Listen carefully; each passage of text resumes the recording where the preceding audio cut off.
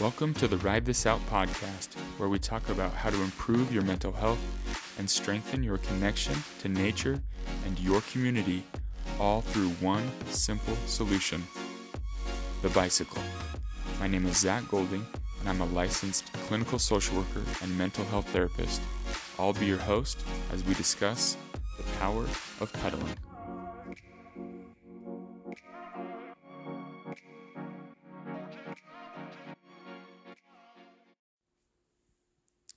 Welcome into Tuesday's Tune-Up, where we go over quick tips, tools, questions, reflections, things for us to help us improve our mental health. I'm Zach. I'm a mental health therapist. I've been doing it for over 10 years. This is not intended to replace therapy. This is not your specific mental health therapy. This is a free resource or a guide, something to add as a supplement or an addition to whatever treatment you're going through. In fact, I highly promote and encourage you to go to therapy, and for best results, ride your bike to the appointment. And like I've mentioned, I'm in the process right now of setting up my own private practice here in the next month. We'll get things up and rolling. If you go to my website, ridethisout.com, there's a tab there for therapy. So yeah, if you live in the Utah area, you want to do telehealth or in person sessions, hit me up. I'm excited to get it up and moving. This last week, I was approached. I was emailed, messaged by Tom Butler. He does the Cycling Over 60 podcast. It's this really cool podcast that I hadn't heard about it until he reached out to me. And then as I was listening to it, he does some great stuff. He's over 60 years old, and he's documenting his journey into cycling, and he has on many different professionals talking about the benefits of riding and what it can do for you, and different approaches in your cycling. And he wanted to have me on as a mental health professional, talking about the emotional and mental health perspective.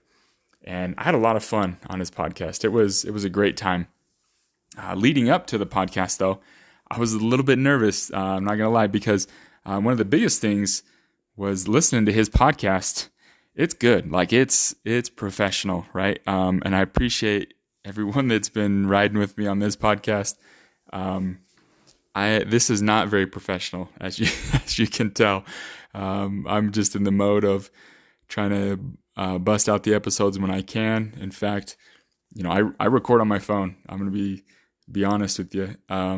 There's some episodes that sound better than others, and I've figured out what works best for my approach is just being able to do it on the fly, because I have 3 young kids. I'm working multiple different jobs, and a lot of times I just have to get them done when I have a spare minute. So sitting down in a studio atmosphere, it's just not where I'm at. And honestly, like the gear, I don't have all the right gear for that. And so as Tom asked me, I was listening to his podcast. I'm like, man, this sounds good. And I don't know how it's going to sound on my end talking to him, and I don't want to mess everything up. So I agreed to do the show. But then I'm researching different things. Okay, what can I do? And he's telling me how he records, and I'm like, all right, well, cool. And I'm thinking, okay, well, I'll just run down to Best Buy, and I'll pick up a microphone that's just plug into my computer, and that will sound great. It'll work awesome. Well, the night before I do that, right, and I plug it into my computer, the microphone sounds worse than just the microphone on my computer or the microphone on my phone. And I'm like, oh my goodness. All right. And I'm feeling a little stressed. I'm feeling a little kind of like disappointed that I don't want to like mess up his podcast, but I just decided to accept it and just roll with it. Tom was like such a nice host. And overall, I felt like it sounded pretty good. And it was really cool to kind of pick his brain a little bit about his gear and his setup and everything that he has. And it kind of hit me as I was talking to him and as I was reflecting on this. When you get into biking, you don't have, well, I don't know, maybe you do, but for most of us, you don't have, that multi-$1,000 level bike starting out, right? You just have whatever you have. Sometimes it's just a random bike that was gifted to you by an older brother or a neighbor. Sometimes it's the bike that you picked up at a yard sale or just, laying around the garage. It's something that's not necessarily the best of the best. It's something where you just jump on and you want to ride and you get in the habit of it. And I kind of thought about that with this process of podcasting. Like, yeah, eventually, do I want to have a studio, level quality of gear and everything? Absolutely. Like that would be great. But right now, like I was saying, in my phase, in my time of life, it's not really where I'm at. And so this is me just jumping on, some random bike without all the proper gear, with just some regular shoes and regular shorts, and I'm just riding because I love it.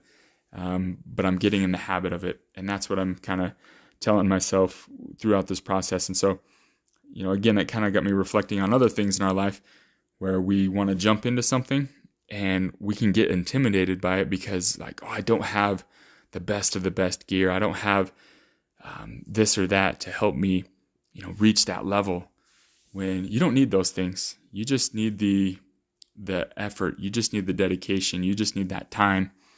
And then if it is something that you truly love to do, and as you build that up, that hobby, that skill, then eventually, you can look at upgrading some of those equipment, some of those items that you need.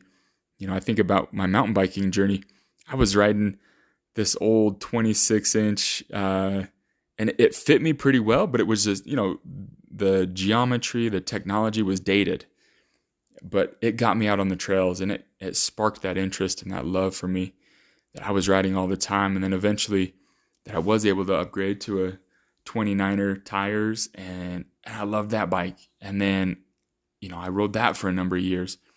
And then eventually I, looked into some of the full suspension with the dropper posts and all those things, right? And I built up to that. And of course, I'm not going to spend an absorbent amount of money on my bikes. I always try to find them used or a good deal here and there. But, just jumping into it and spending that much on a bike starting out, it seems kind of crazy, kind of, out of the ordinary. So again, just easing into it, being patient with yourself, and just not being overwhelmed by, I got to have all this nice gear and this or that.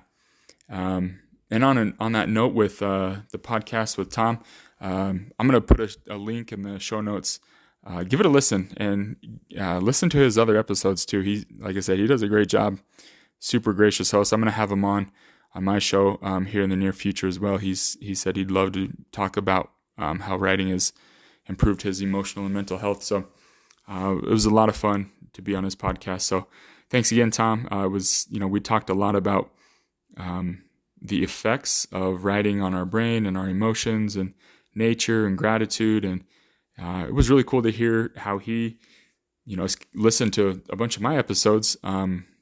He asked specifically about some of the guests that I had on, and like how those interviews impacted me.